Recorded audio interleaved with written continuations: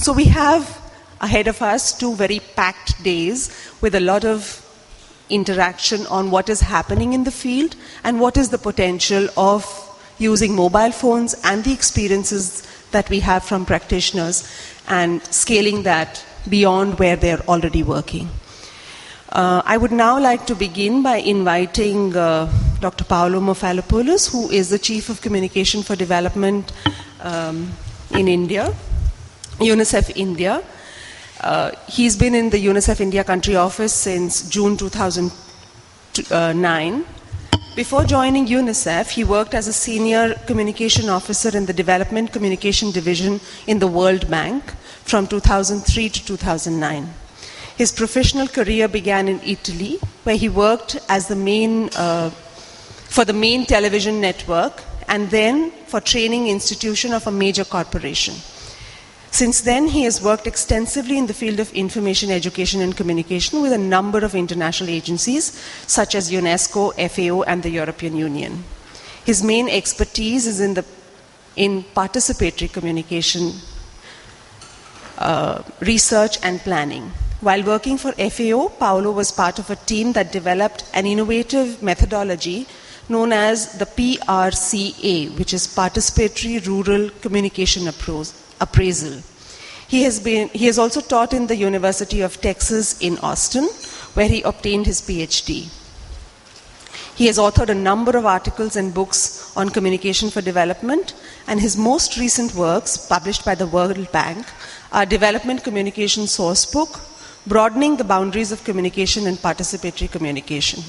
So essentially, he's a guru on the process of how communication happens and behaviors change.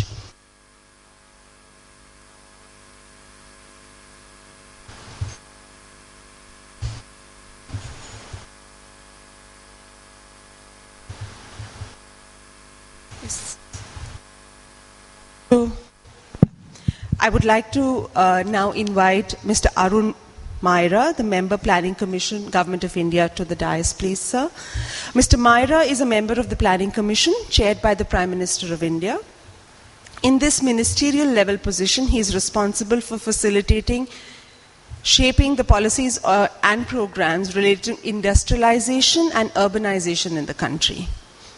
Prior to his appointment on the Planning Commission, Mr. Maira has served on the board of several large companies, including Tata, Birla, Godrej, Hero, Mahindra Groups. He has been a member of the Confederation of Indian Industry, National Council for many years, and as well as a chairperson of several CII national councils, including the National Council of Corporate Governance and chairman of CII's Leadership Summit. He is a frequent speaker at international forums on the future of India. He writes regularly in the Economic Times and other management and business journals. He is the author of several books, including one called Shaping the Future.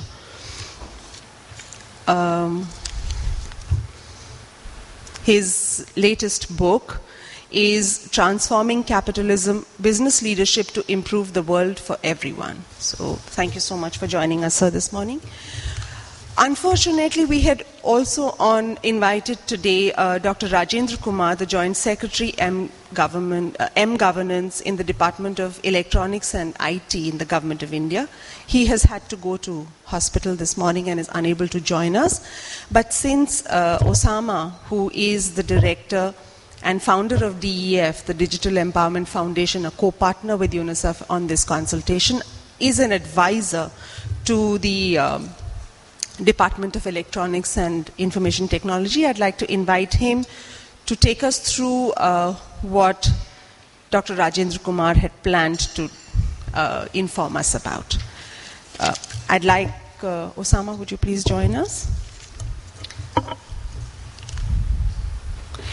A little bit about DEF. DEF is an organization that works for digital empowerment and has been essentially finding solutions around governance using various technology forums like the internet and the mobile phone. It's a non-for-profit organization that works on digital empowerment. And UNICEF is a United Nations organization mandated for development protection of children in India as well as the world. So we have been working as UNICEF a lot on ensuring rights for children and social and behavior change in practices that enhance children's rights and their potential to grow. Therefore, we thought it would be a good idea to look at the new technology that's now emerging and see how that can link itself to social and behavior change. I would now like to invite Dr. Paolo Mafalopoulos to tell us a bit about how we see ourselves and the consultation and the overview of the consultation.